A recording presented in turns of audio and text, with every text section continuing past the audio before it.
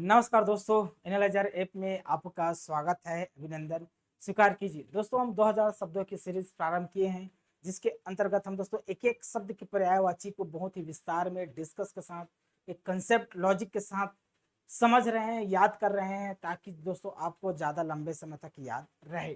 ठीक है, तो इसी कड़ी में आज का जो हमारा शब्द है इंद्र। तो देखिए, चलिए इंद्र की हम पर्यायवाची शब्दों पर चर्चा करते हैं। इंद्र के क्या क्या पर्यायवाची शब्द हो सकते हैं। तो इंद्र के पर्यायवाची शब्द जानने से पहले, बनाने से पहले कुछ कंसेप्ट आपको पता होना चाहिए।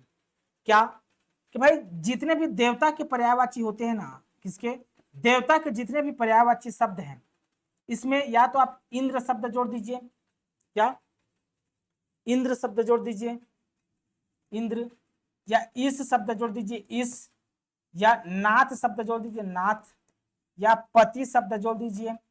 तो देवता में दोस्तों, देवता में इंद्र शब्द, इस शब्द, नाथ, पति, ये शब्द जोड़ दिए।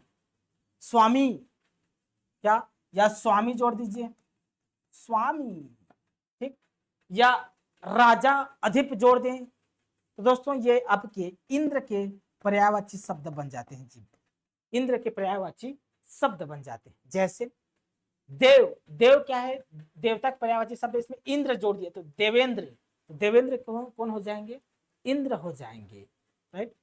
जैसे देव, देवता के पर्यायवाची शब्द है, देव में मैं राज शब्द जोड़ दिया, राज, यहां लिख लीजिए राज भी, तो देवराज अर्थात इंद्र, देवराज इंद्र कहा जाता है। ठीक, देवेश, तो देव में दोस्तों मैं इस शब्द जोड़ दिया तो बन गया देवेश अर्थात इंद्र। सुर मतलब देवता होता है, सुर मतलब क्या होता है, देवता। तो सुरेश, सुर में इस शब्द जोड़ दिया तो सुरेश अर्थात देवता। देवाधिप, देव मतलब देव में अधिप शब्द जुड़े, अधिप मतलब राजा, देवराज, तो देवाधिप अर्थात इंद्र। सुरपति, सुर मतलब देवता, देवता के पति कौन है, तो दोस्तों आपके इंद्र हैं, तो सुरपति कहा जाता है, देवताओं के पति इंद्र। ठीक ना। महेंद्र, मह मतलब ईश्वर होता है दोस्तों, मह मतलब रात, रात के इंद्र, महेंद्र ऐसा। ठीक ना, महेंद्र। अमरपति, अमर देवता के पर्यायवाची शब्द हैं, आप सभी जानते हैं, अमर देवता के पर्यायवाची शब्द हैं, इसलिए अमरपति किसको कहेंगे जी, इंद्र को कहेंगे। ठीक ना। वज्री, देखिए वज्र धारण किए हुए, वज्र, इसलिए इसको वज्री कहा जाता है। वज्रपाणी, क्योंकि हाथ में धारण किए हुए हैं तो वज्रपाणी कहेंगे। पुरंदर, पुर का अर्थ होता है दोस्तों किला या दुर्ग या नगर। पुर का अर्थ होता है किला, नगर या अंदर, कोई किला गढ़ भी हो सकता है। पुर का अंदर मतलब उसको ध्वस्त करना, अंदर में जाकर उसको ध्वस्त करना, तोड़ना। तो पुरंदर मतलब बहुत सारे राक्षसों के किला, उसके नगर को, राक्षसों के नगर को ध्वस्त किया था इसने, इंद्र को, इंद्र ने, इसलिए इंद्र को पुरंदर कहा जाता है, पुरंदर। शक्र, जो करने में सक्षम हो, जो करने में सक्षम हो, जैसे वर्षा करानी, इस सबसे दुनियादारी कथित तौर पे, तो शक्र करने में सक्षम है, शक्तिशाली है, एक योग्य है, इसलिए इसको शक्र कहा जाता है इंद्र को। वासव, तो वासव दोस्तों वासु शब्द से बना है, वासु मतलब देवता होते हैं, इसलिए इंद्र को वासव कहा जाता है। ठीक। सची, इनके पत्नी के नाम सची थे, इसलिए इसको सची पति कहते हैं।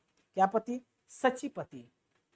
सहस्त्राक्ष कहा जाता है, क्या, सहस्त्राक्ष कहा जाता है कि इंद्र के ना 100 आंख थे। कितने आंख, 100 आंख हुआ करते थे, इसलिए इसको सहस्त्राक्ष कहा जाता है, सहस्त्राक्ष।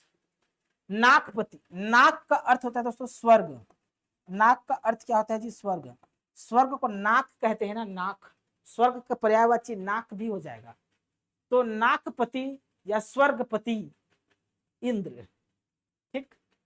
पुरहुत मतलब वही किला विला को विध्वंस के कारण पुरहुत।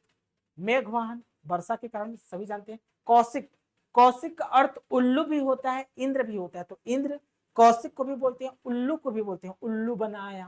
ठीक। और सतमन्यु, जो दोस्तों अपने क्रोध, काम, मोह पे कंट्रोल करे, नियंत्रण रखे और शक्तिशाली हो, इसलिए दोस्तों इसको सतमन्यु कहा जाता है। सतमन्यु अपने उत्साह पर नियंत्रित करे, ठीक, तो सतमन्यु कहा जाता है। ये रहा दोस्तों इंद्र के पर्यायवाची शब्द। Thank you.